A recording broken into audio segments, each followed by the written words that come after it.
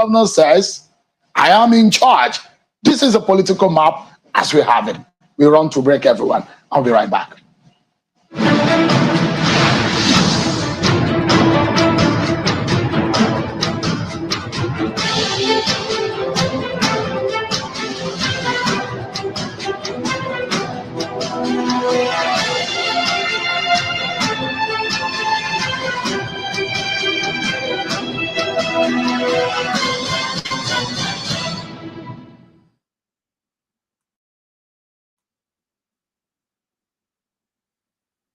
All I need to say about the second River Niger Bridge, 21 years ago, as I came onto this throne, it will normally take you 3 to 4 hours to cross the bridge. I mean, if you were going to Lagos, you spent almost half your time on the bridge, and you were stuck on the bridge before you came across from Asaba this morning.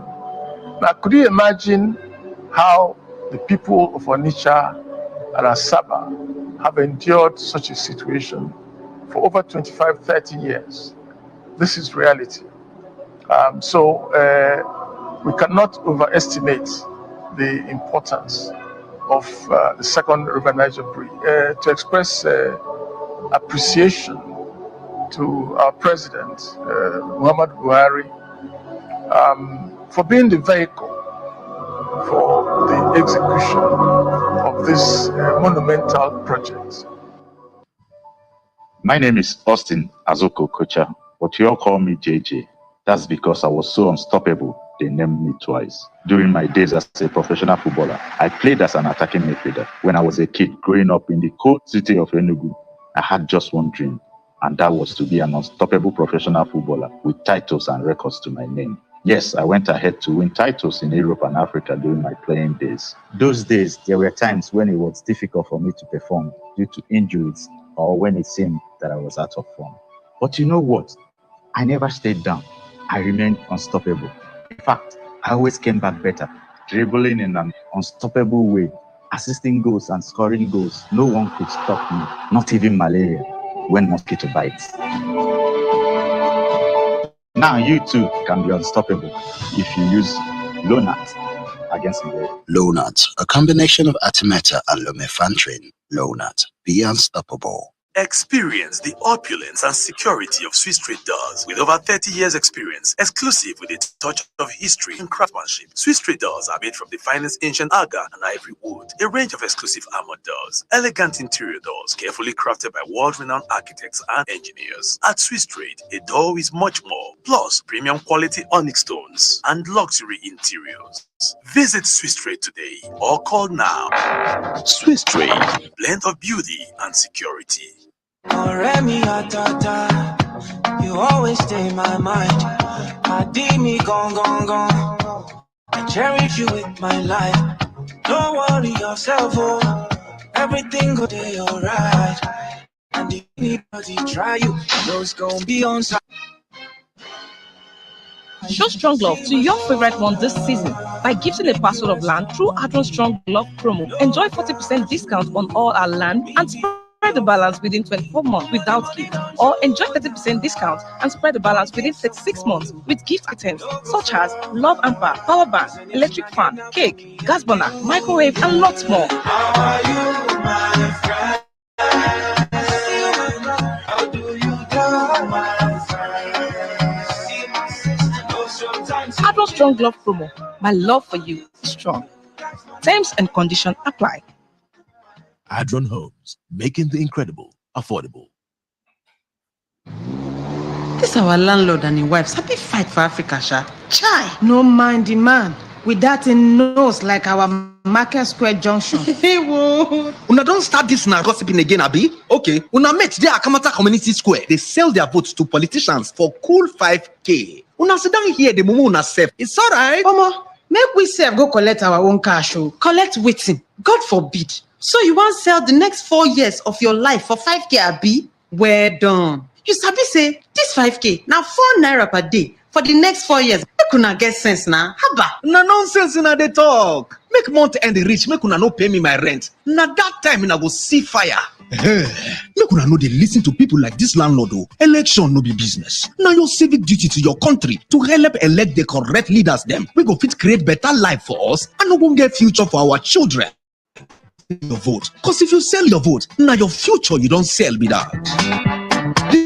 This message now from the Center for Peace and Development, CDD, with support from the MacArthur Foundation. At Philomath University Abuja, we achieved impacted lives, strengthened partnerships, and delivered world-class education to our students. As we surge ahead on our mission to transform education in Africa, we are enthusiastic and adrenalized for the future, as we know you are also. Philomath University. Unlock your dreams. We know our customers trust us because of our strong foundations and our over 125-year history. They also trust us because we honor our promise. The promise to stand with them, but to never stand still, to reach for better, to grow and innovate robust, intelligent banking solutions, to meet your needs in an ever-changing world.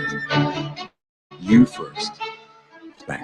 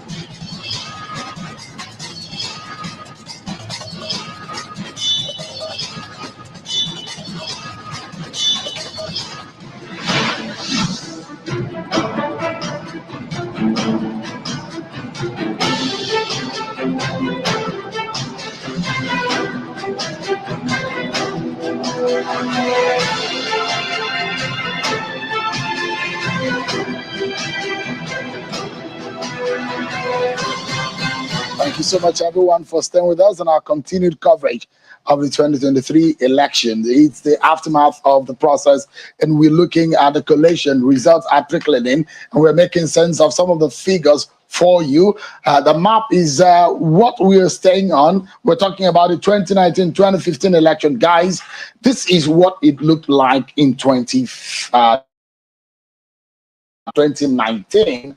Maybe we should go to 2015 and come back to 2019, for example. In 2015, this is what it looked like. This is APC with the red and PDP with the green. So it was a battle, and this is a presidential election. It was a battle between APC and the PDP, an outright battle between both of them. And if you look at it, most states in some part of the North Central, some part of the northeastern region of the country held by the PDP. But largely, the APC swept the northern region of the country, and the south and the southeast held in 2015 by the PDP, except for Ekiti. This time around, it looks so much that it's different. Ekiti is sworn to the APC, and now Osun flipped now by the PDP. So it looks a bit more different. Things are looking more different. 2019, you go to 2019 and you see that the map looks similar to what we saw in 2015. This is 2019. And Mark, you were the one making reference to 2019, and here you have it. It's interesting. So I was just taking a look at the indicators you have at the bottom there, where you have Labour Party and you now also have NNPP as some of the indicators you have at the bottom there, but they make no feature whatsoever on this particular map. It'll be interesting to see what eventually happens, because we're already beginning to see that these two parties are forces to reckon with in the places where they have made their marks. Taking a look at the map for 2023. So it'll be very interesting, as you said, like that child with a crayon who has been gifted a crayon to see how it is that the child paints the map. So how he, there was a joke. There was a joke, Mark, where Tosin, one of our colleagues who were designing some of the map earlier, and we were trying to determine which color to use. And the last time when we tried to paint this map, we just had to battle with two colors. This time around, we had to contend with more than two colors. So it's interesting how things are panning out. And I think for Nigeria and for the political space, it's opened up a lot of stuff. And the horizon just suddenly opened up, isn't it? More than two political parties. And as a matter of fact, Prof, I mean, if you could look at that, and particularly with what happened in Oyo State so far, it's quite good. It's going to be, it looks as if it's going to be an interesting dynamic, because for the governorship elections, they expect that it should go differently. But from what you've seen, what are the key things we should note coming? You know, the Oyo State is a very dicey state. And when we look at the permutations, we often go back to 2003, where you have a situation that the state is supposed to vote for one party at the presidential level and then another at the gubernatorial level. But what then happened was that the party that won the presidential level, the tsunami that came with it, swept everybody away. Now, the same thing happened in 2019. Once the PDP, took the state, all seats in the State House of Assembly, except one or so, went to the PDP. So it's a very dicey situation now that it has gone to the APC. And of course, as we will see later, it's not only the presidential that went to the APC, the senatorial, I think two of them that has been established. Senator Buhari's return was defeating the likes of Shina Pella from Accord Party, who left APC and went to Accord Party. Yes, including Tebe too. Now you will have a situation where we are now moving to the gubernatorial election, and there's trepidation that APC is likely to sweep that state. And a lot of effort must be put into the campaigns for the current governor, who is a sitting governor, to retain that seat. Prof, so quickly too, look at this. In 2019, Prof, the APC Buhari had 365,229 votes. That's just about 43% of the entire vote cast in that election in Oyo State. And Atiku Abubakar led and won that election with 366,000. It's just less than 2,000 votes to beat Buhari in Oyo State. It's been a very tough contest between those two political parties.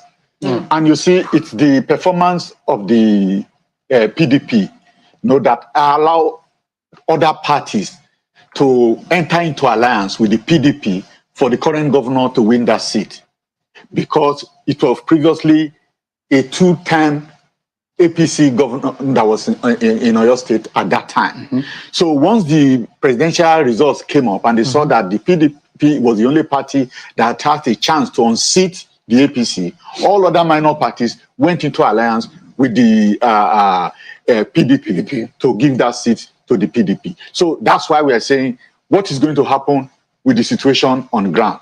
The APC has taken the seat, and then with a very huge margin, and taking also the seats a lot of the seats in the House of Representatives and the 2 seats in the Senate. As at the time, the last information is that the 3rd seat is inconclusive. Now, if you have a situation like that, it's a very dicey situation for the incumbent governor. It keeps taking shape. We'll keep tabs on that and see how that plays out. But Prof, I have to thank you for coming on, Professor Remi Ayede, an IRAD analyst. But we'll also let you listen to some comments from the police, in considering all that's been going on. They are asking everyone, just watch it. The Nigeria Police Force, having assessed the trend of scaled-up expectations and psychological projections on the ongoing electoral process vis-à-vis collation of results, charges all presidential candidates as leading and respected figures in their respective political parties to seize the opportunity of this waiting period to emphasize the rule of law, respect for constitution, and constituted authority amongst their supporters, as we all owe a duty to ensure that the nation does not fall into anarchy on the basis of interest and sentiment. The police, therefore, encourage presidential candidates to charge their supporters to uphold the tenets of the peace accord recently signed for the smooth conduct and conclusion of the 2023 general elections.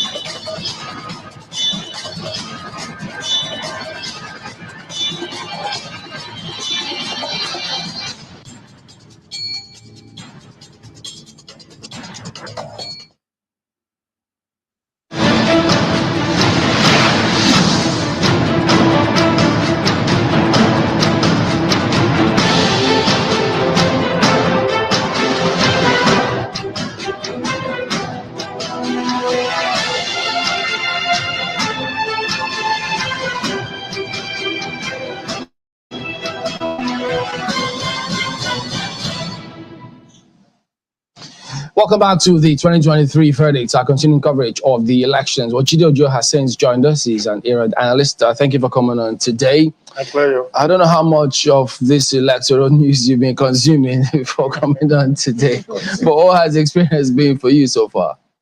Well, I think we are back to the offsets, which is part of why my advocacy have always been that those who feel that votes do not count have not been following the political trajectory of Nigerian electoral democracy.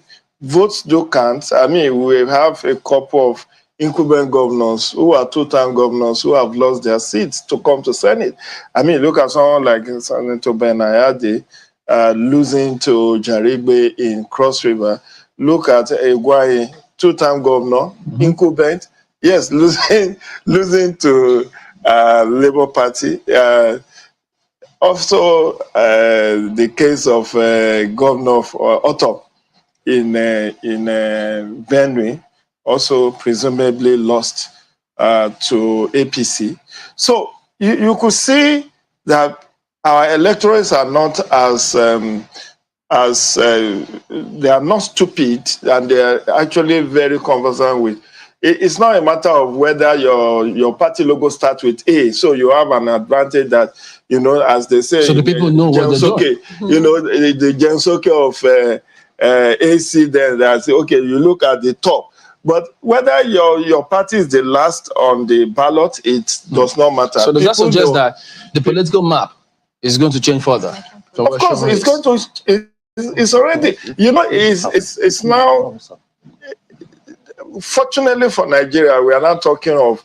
I mean, I see a rainbow National Assembly now. It's going to be a rainbow not coalition, but it's going to be such. It's very colorful. Thank you.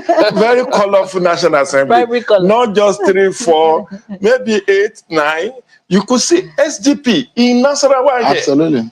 SDP. Who would have thought? Who would have thought? So you see SDP. And a former two-time governor was defeated. A sitting senator, Senator Tanko Almakura, by SDP. SDP has not been even counted as the third or the fourth party. Is perhaps regarded by some political analysts. Of the chairman of APC too. Absolutely. That's the exactly. Even Plateau, home state of two-time governor and DG of APC. Yeah. And you could see all of this upset. And that's what makes the game of politics intriguing, unpredictable. You know, as I said, before we go into I have some pictures here that will get you talking, and Uluwale and Bosade, in terms of the National Assembly and the intrigues that have played out. Governors who wanted to go into the National Assembly but are not successful. Some of them that gone into the National Assembly and this time around they're not getting back. Don't forget that there's a lot of a huge turnover in the National Assembly. Yeah. A lot of them did not get a ticket. Now, a lot of them also who got a ticket are not getting back because they've lost. Let's look at the presidential election for a moment. Let's stay on it for a few minutes. And let's look at what some of these elections mean. It is a mobile map for now, as far as until we get back to INEC, and INEC announces more results. But this is what we see so far. Some of the blue here, the APC, and a blue here, Jigawa.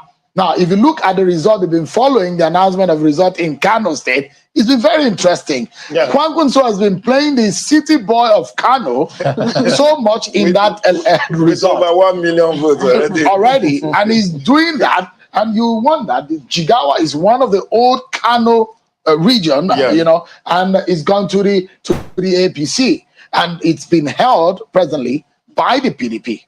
You see, Sean, it is said that every politics is local. And you need to understand the dynamics of what has happened pre-election in many of the states. Jigawa is a state where a former governor wants to be a senator, his son wants to be the governor, another of his son wants to come to House of Reps, and people are saying, come, are you the only dynasty that you want to establish? So that could also have helped in the nicking of Jigawa by APC, not forgetting that it's an APC governor, that two-time governor that is exiting the state. Then you also need to, even the Lagos, it doesn't come to me as a surprise what has happened in Lagos. And people should be very careful because their doubts will be cleared in 2 weeks' time. Lagos has always presented a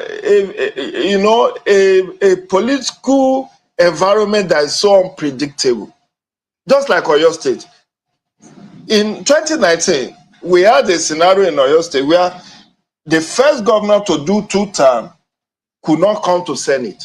And that was the only senatorial district that was lost to PDP in Oyo State. I'm talking of late Senator Abiola Ajimobi, the only two-time governor, and wanted to come to Senate. Of course, he's been there before. And people said, no, you can't go there. You messed up the APC primaries, governorship primary, and we are not going to reward you for that.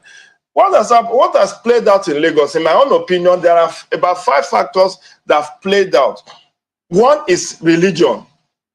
You have a lot of Pentecostal pastors who have told their congregation, don't vote for Muslim ticket. It's an enslavement. It's that. We saw that. We saw it on video. I mean, 2, the Igbo community in Lagos is very strong. After Yoruba, Igbos are in fact, what they said in the morning, remaining Ojo and